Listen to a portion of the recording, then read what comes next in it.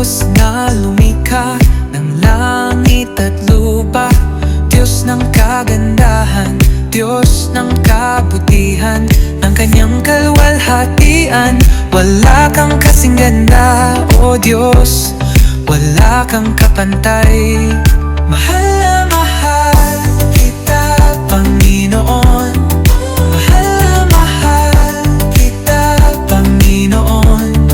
Mahal na mahal kita, Panginoon. Mahal na mahal kita, Panginoon. Alright, go ahead, just fellowship. All the mothers, Happy Mother's Day. Sige po, batihin po ninyo ang isa't isa.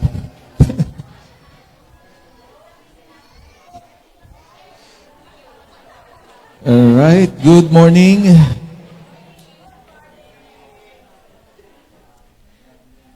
Good morning. Ayan, that means you're settled. Kanina medyo, ano pa yung attention? Wala pa yung attention. So we welcome you once again today to our service. Sige, tingnan mo yung katabi mo. Tingnan mo yung katabi mo. Sabihin mo, masaya akong ikaw ang katabi ko ngayon. Sabi ko, sabihin nyo. Hindi ko sinabihiyawan ninyo.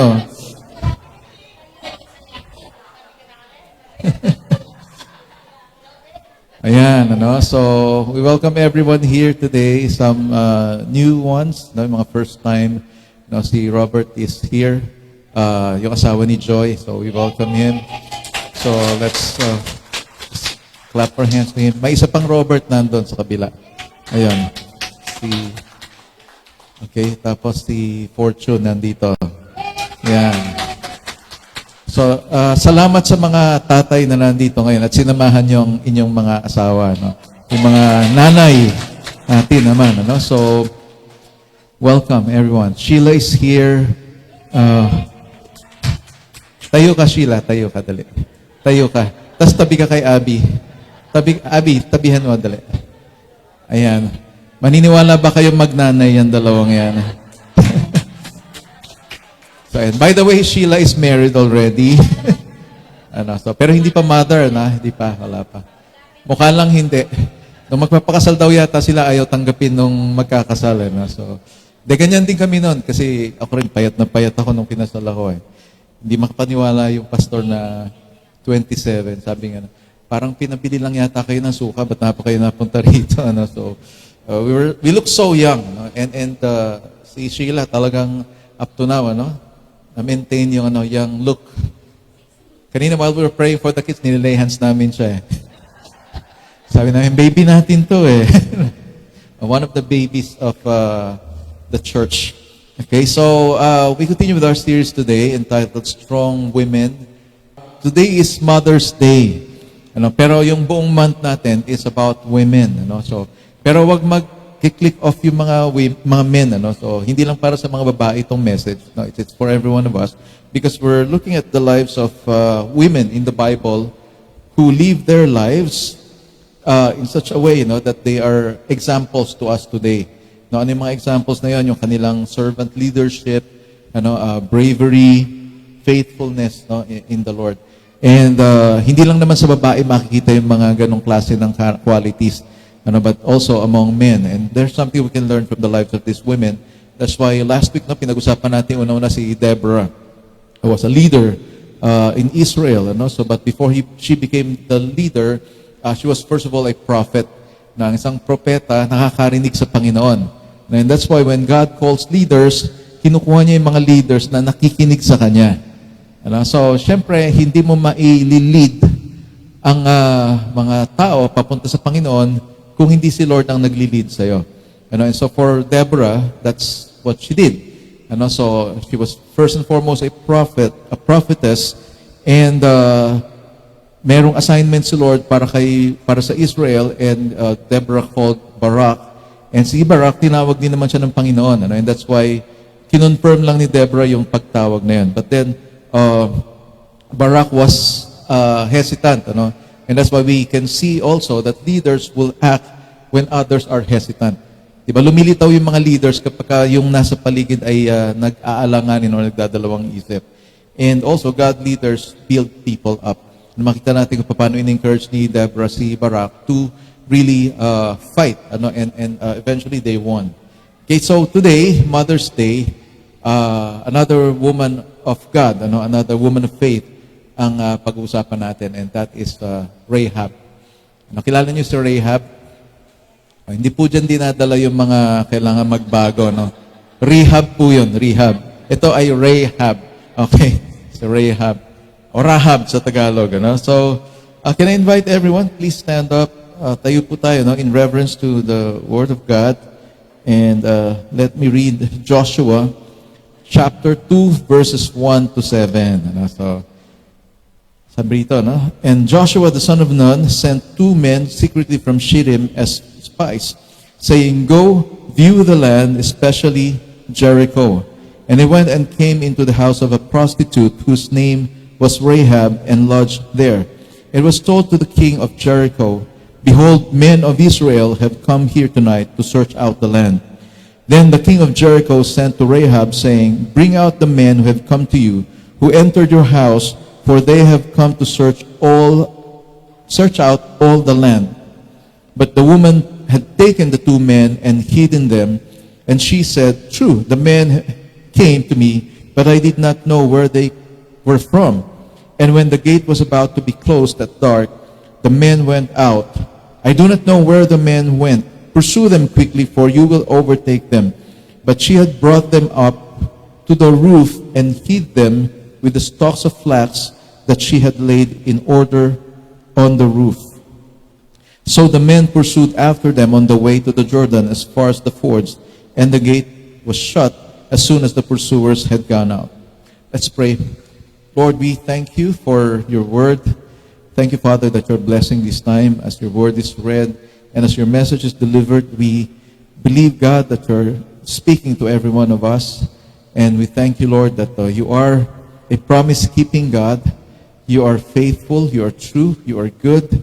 And that is why, Lord, we can always rely on you. That as we receive your message today, Lord, we can be sure, Lord, that your grace is abounding in our lives, so that we will be able, Lord, to not only to remember, not only to understand, but even to apply your word in our lives. And let us bring glory to your name in doing so, Lord. Thank you, Father. We magnify your name and honor you here today. In Jesus' name we pray. Amen. Amen. Okay, you can take your seats. So, strong women, Rahab, on the second week of our series. So, itong eksena na ito was actually the time where the Israelites were about to enter the promised land. Nakatawid na sila ng Jordan, and they are entering. This time, after 40 years, makukuha na nila yung promised land. And Jericho was a gateway to the promised land. So, kailangan ma-conquer nila ito para ma-conquer na nila the rest of the promised land. Mapansin natin dito, Joshua sent 2 spies. Dalawa lang ang pinadala niya. Because if you read in Numbers chapter 14, I think, si Moses, nagpadala siya, 12. One from each tribe of Israel. And so, I think, pag titingnan natin dito, Joshua somehow learned a lesson from what happened dun sa una. Kasi dun sa 12 tribes, isa siya dun. So, sa 12 spies, isa siya doon pinadala. Kasama niya si Caleb. And according to the story, out of the 12 that were sent, yung 10 nagbalita ng masamang balita. Sabi nila, maganda yung lugar, malalaki yung mga bunga ng kanilang mga puno, yung mga prutas nila. Yung grapes ay kasing laki ng, mansanas. Kasi yung isang cluster, 2 tao ang bumibit-bit napakasagana ng lugar, kaya lang, sabi ganon, nakatira doon ay mga higante. So kung malalaki yung prutas, malalaki din yung tao. Kaya proportion lang yung grape. Mukhang grape lang din talaga sa kanila kasi malalaki sila And they highlighted the giants there. So sabi nila, hindi natin kaya, mukha lang tayong tipaklong sa paningin nila. Sabi ng 10. But Joshua and Caleb stood up and they said, we can conquer the land.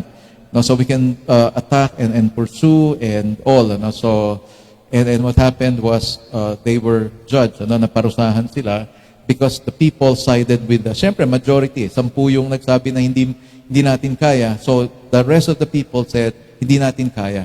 So, imagine mo yung dalawa lang kayong lumalaban out of the rest of the people.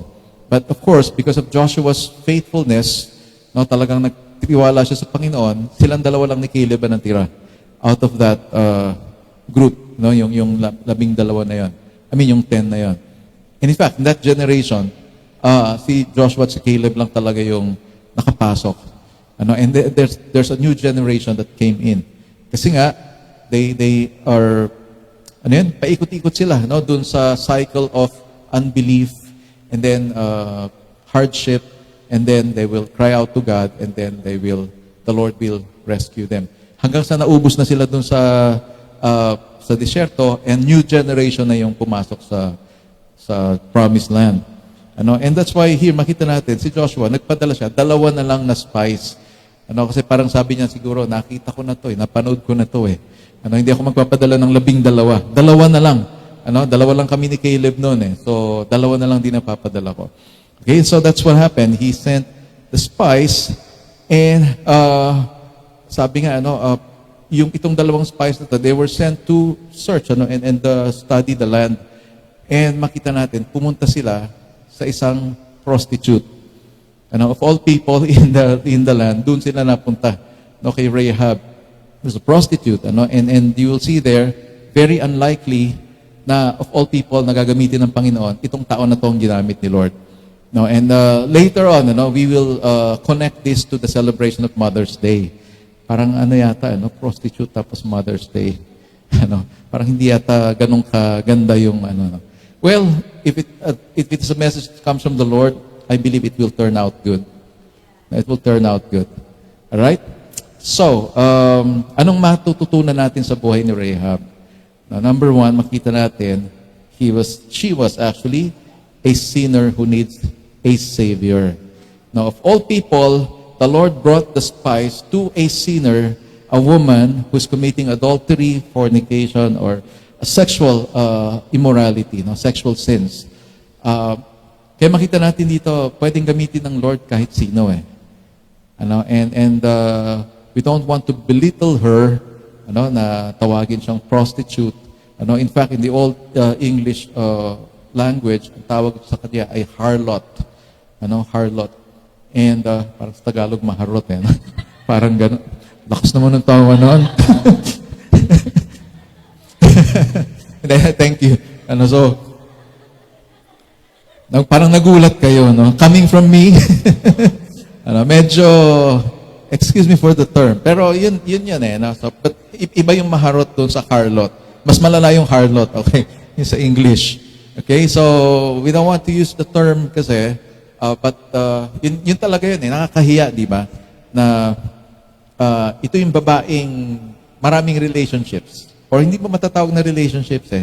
Ano ba tawag na sa Tagalog? Yung nagbibigay o nagbebenta ng panandaliang aliw.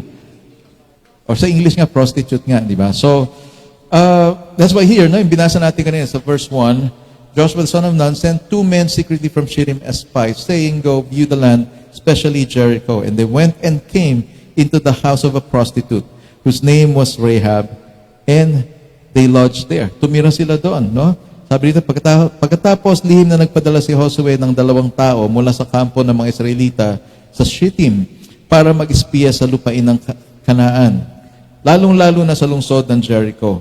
Nang makarating ang 2 espiya sa Jericho, nakituloy sila sa bahay ni Rahab na isang babaeng bayaran. Ayun pala yung mas magandang Tagalog na term, bayaran.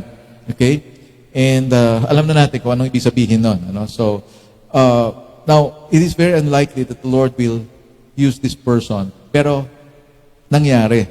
Na doon napunta itong mga espiya na to. And this person was actually very accommodating. It's not for business, but there was something in her that allowed her, na talagang wholeheartedly tinanggap niya itong mga espiya na ito. Nasabi nga, this is an embarrassment na pagtitingnan natin that these two spies went into the house of a prostitute. Now, they were asked to spy out the land, and they went into this person's house. In fact, some interpreters would call Rahab not really as a prostitute, but as an innkeeper. So parang may-ari siya ng mga inn or lodge or sa time natin, motels. No, yung motels, actually hindi naman masama yun. Pag sinabing motel, motorist hotel yon. Yung mga biyahero doon tumitigil. Kaya lang kasi napasama yung imahe ng mga motels, it's because nagamit nga doon sa ibang bagay. But yung mga motels or lodge, ginagamit yon kapag kayo mga nagbibiyahe ay inabutan ng dilim, doon sila tumitigil. But of course, nowadays, or even in the time of Rahab, ganun din. No, it's a lodging in, pero may nangyayari din na mga prostitution at that time.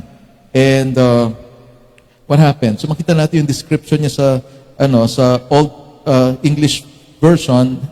She was called a harlot. And the definition is actually talagang prostitute talaga. Not really an innkeeper or may-ari ng lodging inn. Okay? So, the appearance of that word translated as some kind of sexual sin. Now, alam naman natin yan, kapag ito ang brand sa'yo, you are actually committing sexual sin. And therefore, nakakahiya talaga yon, diba? And for the spies to go there, nakakahiya din for Israel. But then, God allowed it to happen. Diba, parang sa buhay natin, may mga bagay si Lord na hayaan niya mangyari, pero ang totoo, meron siyang magandang purpose. Sometimes we get to be embarrassed, napapahiya tayo. Sometimes may nangyayari sa atin na hindi naman natin gusto. And some interpreters would somehow, sinasabi nila na si Rahab ay mabuting tao naman talaga. And possibly she was pushed to that kind of work. Na posibleng ganon. And just as some of other people, na hindi naman nila gusto yung ginagawa na, pero they have to do it. And it happens, even nowadays, di ba? So, sometimes desperation, sometimes kawalan ng pag-asa, yung sinatawag na kapit sa patalim. And this person, we do not really know her, but the description that was given her, the first time that she was introduced, yun kaagad, a prostitute. And you look at the New Testament, na-mention uli siya doon, and she was mentioned just the same. Okay? Kaya pag-isipin mo, ang hirap ma-brand ng gano'n, di ba? Kaya nga sa time ni Jesus, they were called sinners, kasama ng mga tax collectors, mga makasalanan. Now, they were outcast sa society. Now, you can see also right here, that she is characterized by the Bible as a known sinner. And the truth is, wala namang taong hindi makasalanan eh. Di ba? Lahat naman tayo makasalanan. Right? The Bible says in Romans 3:23 that all have sinned and fallen short of the glory of God. So, ibig sabihin, kahit dito sa kalagitnaan natin wala namang makakapagsabi na malinis ako. No, not even me as a pastor here. So, lahat tayo, we're living by grace. Kagandahang loob lang ng Diyos, kaya nabubuhay tayo ng ganito. And kagandahang loob ng Diyos, na tayo ay makapamuhay ng mas maayos pa, kaysa sa pagiging makasalanan. I'm sure, lahat naman tayo, from time to time, we commit sins. In fact, Jesus raised the bar, when it comes to sin. Hindi lang siya act of doing it, but it also an attitude of the heart. Which means sa isip pa lang natin, sa puso pa lang natin, nagkakasala na tayo. Kaya nga hindi mo kailangan gawin yung sinabi na do not commit adultery. Sabi ni Jesus, sa mata mo pa lang. Kaya nga nung D-Day natin, sabi ko sa mga kalalakihan, itong mata natin, talagang kung tutusin, it's very useful, but somehow it becomes an instrument of sin. And sabi nga nila, yung pangalawang tingin daw yung nagkakasala ka, yung nakita mo, tapos, di ba, mga ganon, tapos, ano yun? Di ba? May uy pa di ba? Kaya yung iba sabi na, para hindi rin magkasala, pag nakitang ganon, wag mo nang ipapangalawahan. Tingin ka na lang doon. No, it's not the second look, okay? It's what happens inside your brain, that makes you sin. Di ba, isang beses mo nga lang nakita, ang problema, photographic memory ka naman. Dito ka na nakatingin, pero yung image nasa mind mo pa rin, di ba? And it really is so hard. You harbor anger, no? Murahin mo ang iyong kapwa, ikaw ay nagko-commit ng murder. In fact, in 1 John ba yan or 2 John, I forgot the chapter and kung aling book doon sa 1, 2, 3 John, sabi niya kung sinasabi mong mahal mo ang Diyos at galit ka sa kapwa mo, ikaw ay sinungaling. At kapag ikaw ay galit sa kapwa mo, ikaw ay mamamatay tao. Take note of the word, mamamatay tao. So, hindi mo kailangan pumatay para matawag kang mamamatay tao. Yun lang, magalit ka, mainis ka talaga. Kasi sa totoo lang, pagkagalit ka sa isip mo pa lang, ginugulpi mo na Diba? So, kung ano-ano nangyayari doon sa imagination mo na ginagawa mo rin sa tao. And you're already killing that person inside your heart. And that's why, hindi mo kailangan gawin yon para matawag kang guilty of murder. In fact, it's called murder dahil minimeditate mo siya No? Kaya nga sa korte, sa batas natin, meron tinatawag na homicide, di ba? So, pinatay sa loob ng bahay. Paano pag sa labas ng bahay pinatay? Outside. Pag sa tabing ilog napatay, pag pinatay sa pamamagitan ng paglalason. Ang galing nyo talaga.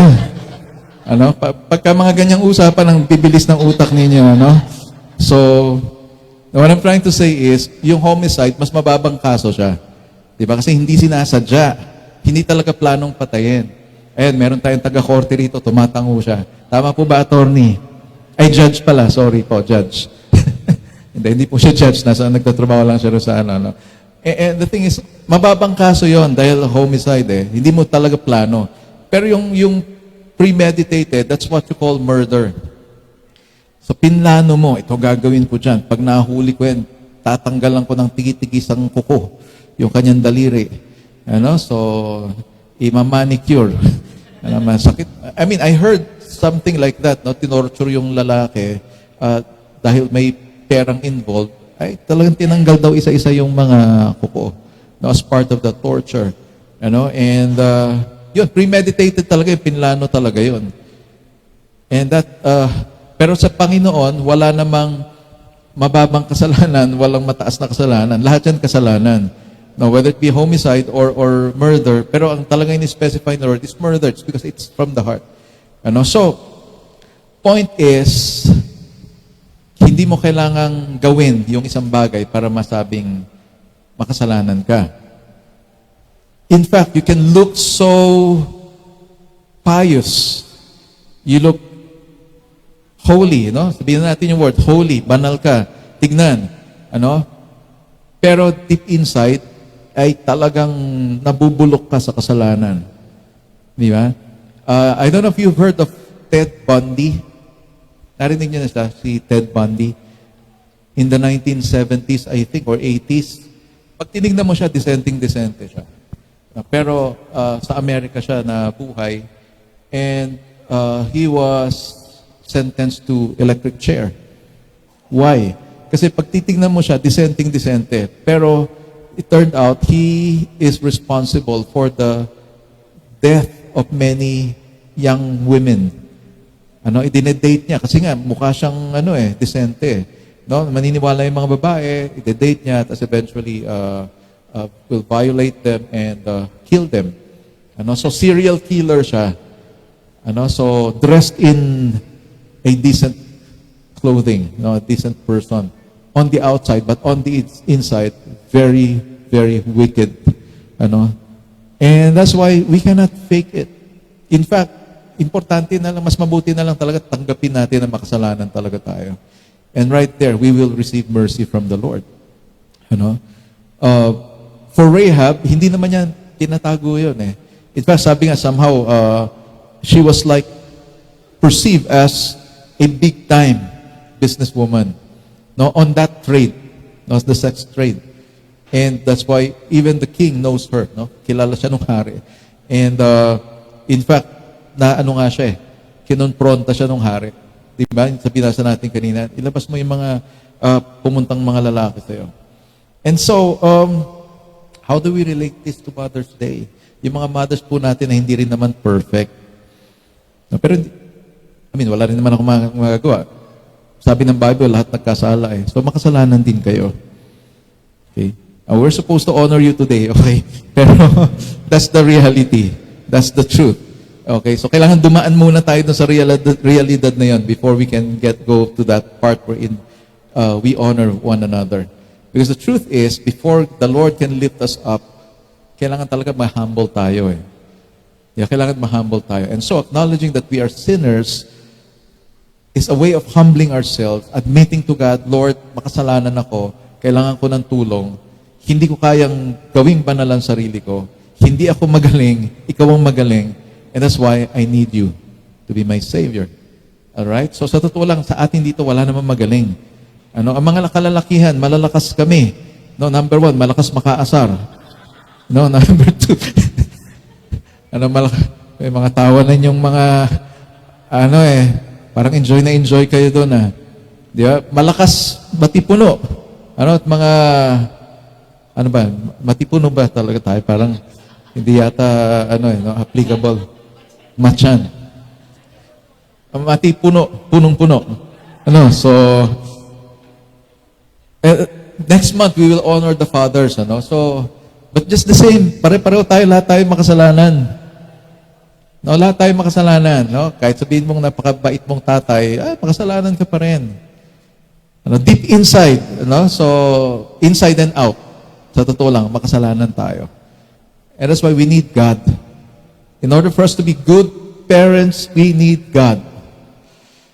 So, in order to for us to have wisdom in leading our families, we need God. Why? Because if we simply rely on our own understanding, magkakamali tayo. And sometimes, masama pa loob natin. Bakit ganito yung anak ko? Well, you have to understand, ikaw yung magulang.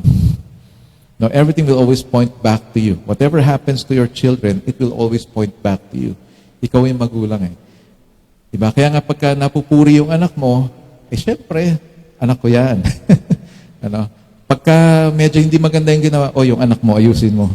Anak mo na, hindi na, di ba? So, the kids are a reflection of the parents. Di ba? Kaya nga mamaya makita natin kung ano nangyari sa buhay ni Rahab. So, na-Rahab ba yung kanyang genealogy? Nagkaroon ba ng rehabilitation?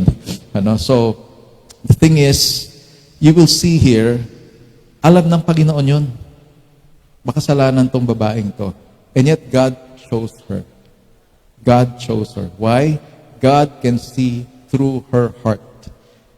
Sa kabila nung pagiging makasalanan na yun, may nakikita ang Panginoon, nakakaiba dito sa tao na to. And some people would say, totoo naman kasi yun, mabuting tao naman talaga tayo.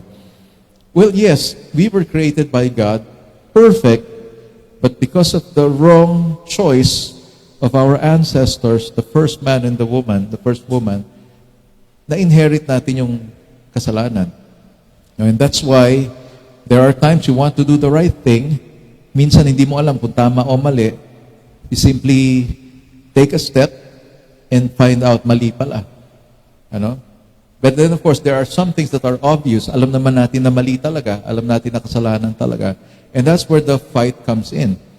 Gusto mong labanan, pero hindi mo kayang labanan kasi mas malakas yung kasalanan. That's because that is our nature. Na pag sabing nature, yung ka talaga.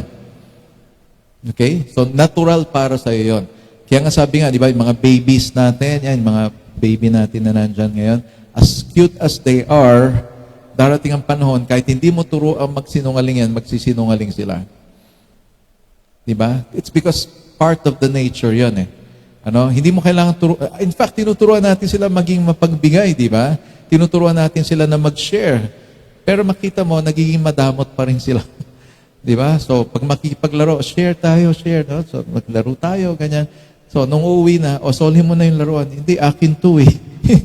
No, gusto nang iuwi. Di ba? So, you don't need to teach children to sin because they will naturally sin because of the sinful nature. No, so, it takes the work of God to change things around. Although, of course, may makikita si Lord na part ng puso mo na nagsasabing, itong taong to ay magre-respond dun sa aking pagtawag. And that's why in the Bible, mga sinasabing na predestined, sabi nila, ay, sinintensya na ng Panginoon. Nakadestino na pala siya para talaga mapunta sa impyerno. No, God is all-knowing. Kaya nga sabi ni Jesus, alam ko kung sino yung sa akin. Why? Kasi alam ng Panginoon na kahit buhusan mo ng buhusan ng kagandahang loob tong taong to, hindi talaga siya magre-respond. In fact, the more nga na binibigyan mo ng kagandahang loob, the more na nagagalit pa. Di ba? Kaya nga sabi nga, sa impyerno, may dalawang klaseng tao. There will be weeping and gnashing of teeth, representing two kinds of people. Parehong nasa impyerno. Yung isa, weeping. Kasi, huli na para magsisi.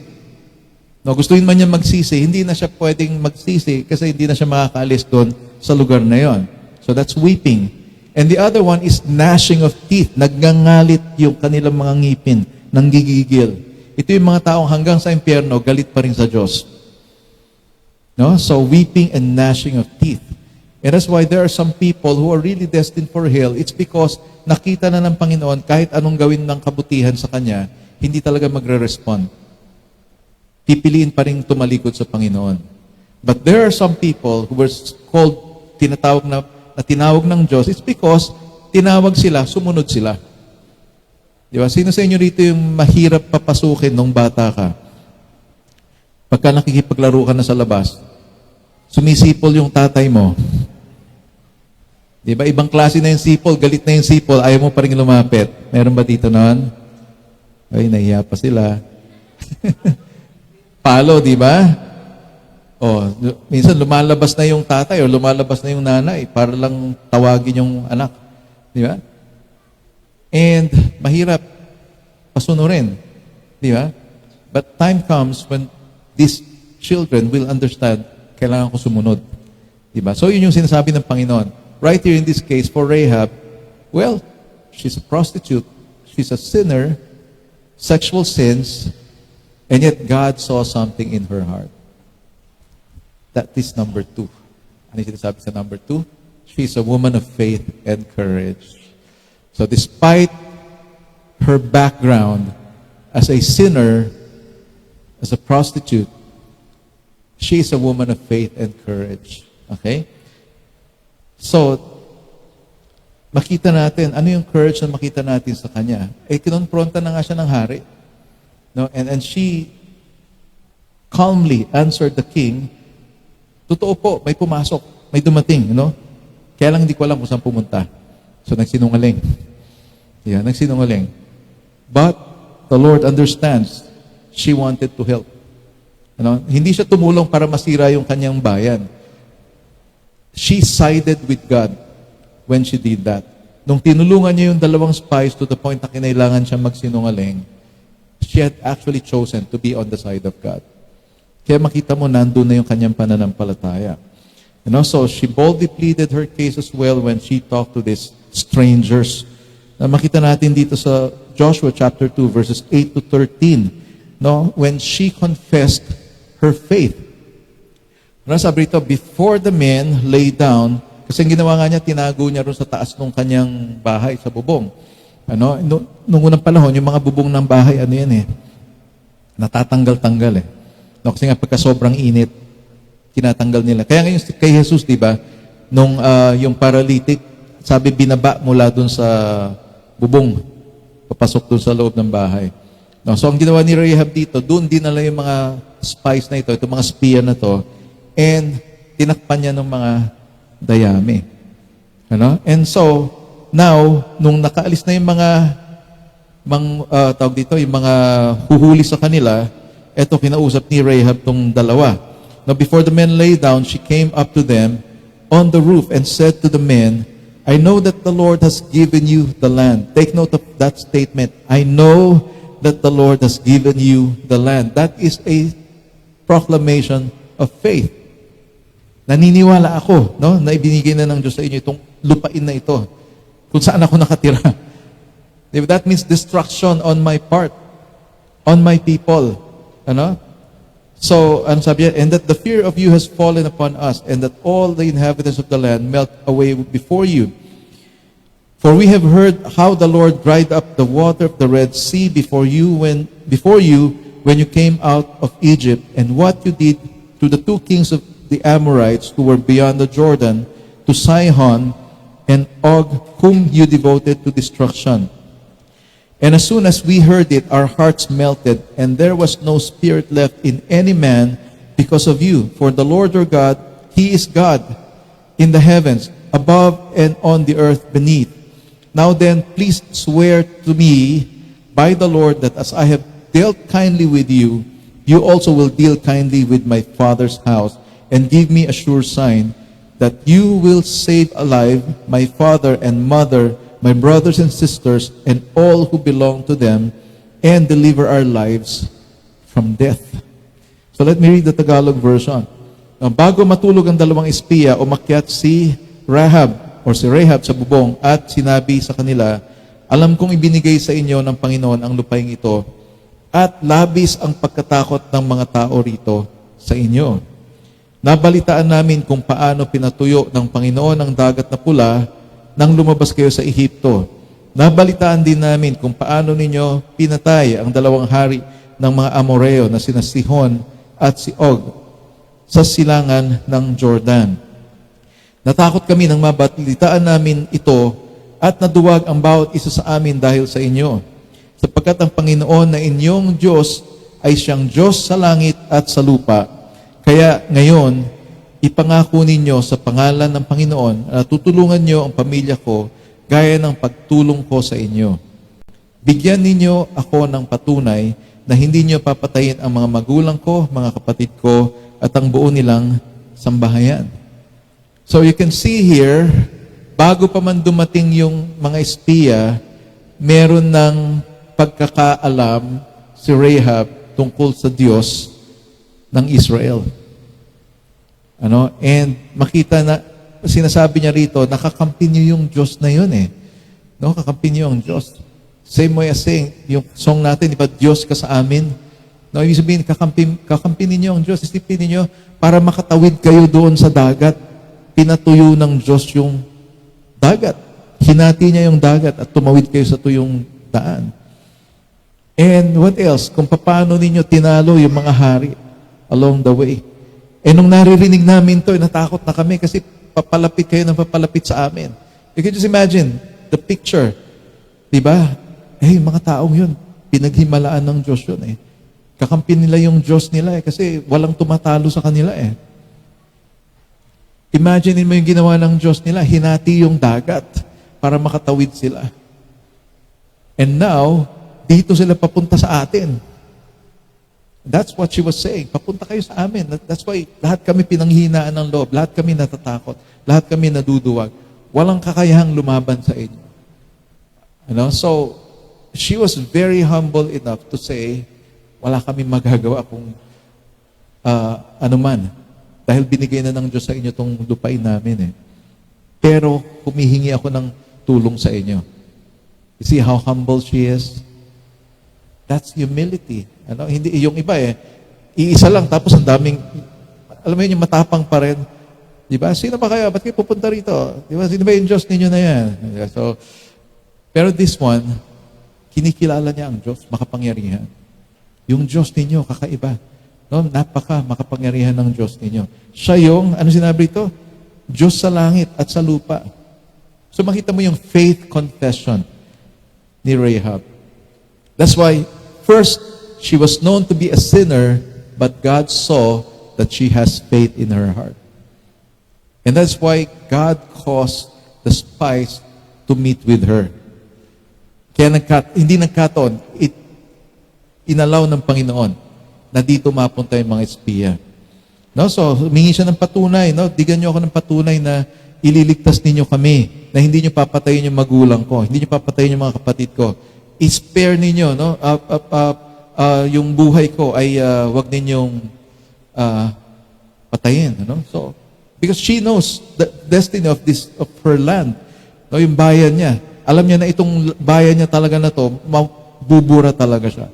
Mamamatay talaga lahat ng mga nakatira doon. And so, if that's the case, magtatapang-tapangan ka pa ba? Diba? You see here, yes, matapang siya. She has the courage to answer the king. She has the courage to hide the spies. But at the same time, she's humble enough to admit, our lives are in your hands. No, at ang Diyos ninyo ay makapangyarihang Diyos. Siya ang may likha ng langit at lupa. At alam kong sobrang powerful siya. Kaya ako ay humihingi ng tulong sa inyo. Asking for redemption. Asking for salvation. And you know what? Yun lang naman ang kailangan din natin. No? Humility and faith in the Lord. And the truth is, pagka meron kang humility, o pag meron kang faith, automatic meron kang humility. Why? Kasi hindi ka lalapit sa Panginoon kung wala yung humility. So she acknowledged that. No? With such courage, actually nilabanan niya yung hari. Ilabas mo yung mga, labas mo yung mga lalaki din. Kasi mga espiya yan. Obserbahan yan yung mga lugar natin dito, itong bayan natin. But she knows. She understood. Talagang masisira yung kanilang, everyone in their place, no, yung kanilang city ay mamamatay lahat. And so she started siding with God. Di ba kung alam mong talo ka na, anong gagawin mo? Di ba sabi, if cannot beat them, join them. Di ba? But of course, you make sure that you are joining the right group. Di ba? Ng tamang side. And for Rahab, nakita niya, ito talaga ang Diyos. And so she started believing. She started declaring who this God is. And so, isang bagay din sa mga nanay, makita natin yung courage and faith. So, kapag may mga pangyayari sa tahanan, makikita mo yung mga nanay nagra-rise up din. At the same time, dun lumilitaw yung kanilang pananampalataya. Nagpe-pray. Kaya nga sabi nga, yung mga nanay, yan yung mga pinaka-prayerful sa bahay. Paano ba namang hindi magiging prayerful? Yung leader ng bahay ang tinaatake ng kalaban. Di ba? Pag yung leader ang bumagsak, bagsak yung bahay. Di ba? And that's why the women are very prayerful. If you cannot change your husband, which you really cannot, hindi mo talaga kaya yun kasi trabaho ng Panginoon yun then you pray. Wala pong effect yung naging, pinaganda ko pa yung talak-talak. Diretsuhin na natin. Wala pong effect yun. In fact, lalo lang maiinis yung mga asawa nyo kapag tinatalakan ninyo. Magtalak kayo kay Lord. Lord, tignan mo nga tignan mo yung asawa ko na yun. Ay, hindi ka ba? Yung nandun sa labas. Kasi nandun siya Diba? So, wala kang magagawa kasi kahit anong gawin mo, hindi babago yun Walang effect yun. Only your faith in the Lord will make a big difference. Be courageous enough to stand for your family. Diba? May mga babae na gano'n. Ayoko masira ang pamilya ko. Kaya kahit ganito yung asawa ko, hindi ako bibigay. Hindi ko pababayaan masira yung asawa ko. Diba? Hindi kagaya ng ibang women. So, wala naman dito gano'n Kaya mo nga yung lalaking yan, bahala siya sa buhay niya. So, yung bang, para bang yung mga asawa ay, sabi nga, wala nang silbi. Ako na lang. Courageous woman ako Well, kailangan ng courageous woman sa bahay. Pero hindi laban sa asawa. Okay? Take the courage to fight for your husband. Take the courage to fight for your children. Take courage to fight for your family. And couple that with faith. Samahan mo ng pananampalataya. Which is, makita natin, yung lakas ng loob na meron si Rahab, para sa pamilya niya yun eh. Di ba? Ipangako niyo sa akin na hindi niyo papatayin yung magulang ko. Pangako niyo sa akin hindi niyo papatayin yung aking mga kapatid. She was actually pleading. And that takes a whole lot of courage. Alam ko, papatayin niyo kami lahat dito eh. Pero pwede ba, tinulungan ko naman kayo. In fact, I put myself at risk na pag napatunayan ng hari na tinago ko kayo, malamang ako pa unang mamatay. Di ba? And yet, to the point na kinailangan niyang magsinungaling, to the point na kailangan niyang itago itong mga taong to, kinailangan niyang hintayin na magsara yung gate. In fact, sabi nga, yung kanyang bahay ay parte ng pader. And that's why nung ibinaba niya itong mga lalaki na to, nandun na siya sa kabilang pader. Ano? So, tinulungan niya itong mga taong to. It's like helping the enemy. But at this point, when she lowered this man, they were no longer enemies. Magkakakampi na sila. Well, she can be labeled as a traitor by his own people or her own people, pero it doesn't really matter. Alam niya kung kanino siya nakikijoin. Alam niya kung kaninong side na siya. You know? And so, what happened? Her faith coupled with action brought her honor. Honor ha, hindi horror. It's an honor that she received. So, sabi nga, only God can turn things around for every one of us. She was introduced as a prostitute, a sinner. No? And God honored her for her courage and for her faith. Paano natin makikita yon? No, sabi ito, because of her faith and action, she experienced salvation. That's the first thing that happened. Pinangakuan siya. Ano sabi ron? Itali mo itong scarlet cord na to, na kulay dugo, na kordon, itali mo sa bintana mo. Bibigyan namin ng instruction yung mga sundalo. Pag nakita nila yung scarlet cord na yan, lahat ng nasa loob ng bahay, ligtas kayo. Pero kung may mga kamag-anak ka na nasa labas ng bahay, well, their blood will be on their own heads. Kailangan nasa loob sila nung bahay. Guess what? That is a picture of God's salvation. That scarlet cord is a symbol of the blood of Jesus. If you're under that covering of that blood, then you're saved. Kaya makita mo, dito sa istorya na to, nangungusap pa rin ng Panginoon when it comes to our salvation. And so her faith, coupled with her action, brought her not only honor, but first of all, salvation. For her and for her family. Diba? So, sabi nga yung mga nanay, parang mga inakayan eh. Diba? Pagka may gagawin ka dyan sa mga sisiw niyan, lagot ka. Diba? Lumalapit ka pa lang eh, nanunuka na yan. Ano? And so, a woman of the house will never, alam mo yun, allow her family to be destroyed. And her faith paid off. No, naglakas loob siya kausapin yung mga kalaban. Pwede ba, spare nyo naman kami. Huwag nyo na kami isama doon sa mga mamamatay. And sabi ng mga spy, o sige, lagay mo to dyan. Makakaligtas lahat ng nasa loob ng bahay mo. Remember, Paul said to the Philippian jailer, believe in the Lord and you will be saved, you and your household. No, pag nanampalataya ka sa Panginoon, no, madadama yung pamilya mo. It's a blessing, you know. She was even mentioned in the Hall of Faith in Hebrews chapter 11. You know, so, Hall of Faith, okay? So, ito yung mga tao may pananampalataya in the Bible.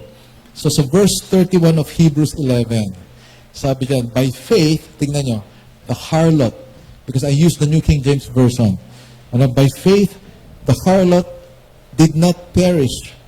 Harlot Rahab did not perish with those who did not believe when she had received the spies with peace. No, dahil sa pananampalataya, tinulungan ni Rahab na babaeng bayaran ang mga espiya at hindi siya pinatay kasama ang mga kababayan niyang suwail sa Diyos. Take note, hindi natatanggal yung kanyang brand. Babaeng bayaran. Specified. Even in the New Testament, it was specified. Makasalanan niyang babae na yan. Pero dahil sa pananampalataya niya, tinulungan niya yung mga espiya and they were saved. So imaginein mo yan, hundreds, thousands of years. Yung pangalan niya lumitaw uli. And this time, she's being honored as a woman of faith. Yes, she was mentioned as babaeng bayaran, pero sinabi niyan, siya ay babaeng may pananampalataya. You see, when it comes to the Lord, your past doesn't really matter anymore. Ang mahalaga sa Panginoon kung sino ka ngayon. And if she sees faith, then your future can change. Magbabago at magbabago yung iyong future. Right? Also, the Apostle James mentioned her. So, dalawa na. She was mentioned again. Si James naman. The Apostle James mentioned her as an example of a person who coupled faith with works. Remember, the Apostle James, sabi niya, faith without action is dead. Sabi mo, may pananampalataya ka. Nasaan yung action mo? Kasi minsan may mga Kristiyano, basta manampalataya ka lang. Anong gagawin natin? Basta manampalataya ka lang. Actually, your action, your work, is proof of your faith. And Rahab, by faith, she received the spies. Yun yung action. Tinago niya yung mga espiya. So may pananampalataya siya sa Diyos. Of course, ang motivation doon yung takot. Mamamatay sila. She received the spies in faith, believing na totoo yung sinabi na binigay na ng Diyos sa mga Israelita yung kanilang bayan. So, she put her faith in God, coupled it with action by receiving the spies, preserving them. Ano sabi sa James, chapter 2, 25 to 26? In the same way, was not also Rahab the prostitute justified by works when she received the messengers and sent them out by another way? For as the body apart from the spirit is dead, so also faith apart from works is dead. Ganon din si Rahab, ang babaeng bayaran. Ganon naman. Babaeng bayaran. Itinuring siyang matuwid dahil itinago niya ang mga espiya ng mga Israelita at itinuro ang ibang daan para makatakas sila. Kung paanong patay ang katawang walang espiritu, patay din ang pananampalataya kung walang mabuting gawa. You can see the mercy of God right here. Hindi natanggal doon sa kanya yung title niya na na prostitute. But the picture changes every time her faith is mentioned. Diba? Maaaring ikaw maaalala ka ganito ka, ganyan ka. Kulit ka talaga ng bata ka. Ako, makulit din ako ng bata ako. Meron ba kayo mga naaalala kakulitan ninyo na ngayon ay kinahihiya ninyo? Diba? May mga pagkakataon ako, sabi ko, ba't ko nga ba ginawa yun noon? So, well, ganun talaga Gagawa ka ng mga bagay na nakakahiya. But what happens? Once you put your trust in God, once you have faith in God, everything changes. Everything changes when you put your trust in God. So her faith also brought her honor. Ito ngayon ang pinakamaganda. Her faith brought her honor to be the great-grandmother of King David. Alam ba ninyo yan? Pagkatapos masira yung Jericho, merong nagpakasal sa kanya na Israelite. The name is Salmon. Hindi tuna. Hindi, Salmon, okay? Salmon ang pangalan niya. So, let's look at that in Matthew chapter 1, verses 5 to 6. Ang sabi, and Salmon, the father of Boaz, by Rahab, and Boaz, the father of Obed, by Ruth, and Obed, the father of Jesse, and Jesse, the father of David, the king. So, lola sa tuhod ni Haring David, si Rahab, because she was a woman of faith She had the honor of being the great-grandmother of the greatest king of Israel. At bakit siya na-mention sa Matthew? Kaninong genealogy itong nasa Matthew chapter 1? This is the genealogy of Jesus. She is the descendant, the ancestor of our Lord Jesus Christ. You see, you don't know what faith can do for you. No, nananampalataya ka, Lord, hindi ko alam kung ano mangyayari. Hindi mo alam, yung mga generation na susunod sa iyo, dahil sa pananampalataya mo, they will become world changers. They will become people who will affect the next generation. In this case, yung mismong tagapagligtas ang lumitaw dun sa kanyang linya. In fact, Rahab is one of the few women mentioned in the genealogy. Because if you're going to read the genealogy of Jesus, puro lalaki po ang mentioned dyan. Puro lalaki. Pero here, you will notice, biglang na-mention na may babae. And that is Rahab. Umpisa, makasalanan siya. Pangalawa, natakot siya. Dahil sa takot niya, nanampalataya siya sa Diyos. And makita mo, yung isang act ng pananampalataya na yon, no, yung isang kilos ng pananampalataya na will make a big difference in her memory. Diba? Maaring nami-mention siya, makasalanan yan eh. Prostitute yan eh. Pero sabi ng Lord, teka lang muna, mananampalataya yan. In fact, dahil sa pananampalataya niya, siya ang naging lola ni Haring David. At siya ang naging ninuno ng tagapagligtas ng buong mundo, which is Jesus Christ. Well, you can clap your hands to the Lord if you would like to. Kaya kailangan po tayo manampalataya. No? Sabi nga mga babae, they are full of faith. The mothers are full of faith in the house, no, pagdating sa bahay. Why? Kasi sila yung support. Kaya tatanungin nyo ako, sino mas malakas, babae o lalaki? I would say, babae. Sa akin lang naman. Sa akin lang, yeah. Sa akin lang naman. Ano? Why? Because sa pagkaintindi ko kasi, wala namang suporta na mahina eh. Di ba? Pagka yung ito, poste, malakas yan. Matibay yan. Di ba? Sumusuporta siya sa building. Pero sa ilalim niyan, may nakasuporta din dyan. Di ba? Eh pag mahina yung suporta doon sa ilalim, kahit matibay yan, babagsak din yan. What I'm trying to say is, kayo ay nilikha ng Diyos as a suitable helpmate to your husband. Hindi po porket sinabing mas malakas kayo, ay daignan ninyo ang asawa ninyo. Okay, let me make that clear. Okay, let me make that clear. Because the feminist movement is trying to prove right now that women are stronger than men and that men are useless. And that is sin. That is a sin. That is actually a fulfillment of what the Lord said to Eve. Sabi ni Lord kay Eve, your desire will be for your husband. Parang sarap pakinggan, no? I-desire mo yung husband mo. But that's not the case. That's not the meaning of that. Ang sinasabi nung your desire will be for your husband, ang ibig sabihin nun, ang desire mo ay pamunuan, pangunahan ng iyong asawa. Yun po ang ibig sabihin nun. Kaya hindi maganda yung statement na yun. In fact, it is a curse. Ano? It was a curse that mentioned by God. Dahil sa ginawa mong yan, ang magiging desire mo na ay laging pangunahan ng asawa mo.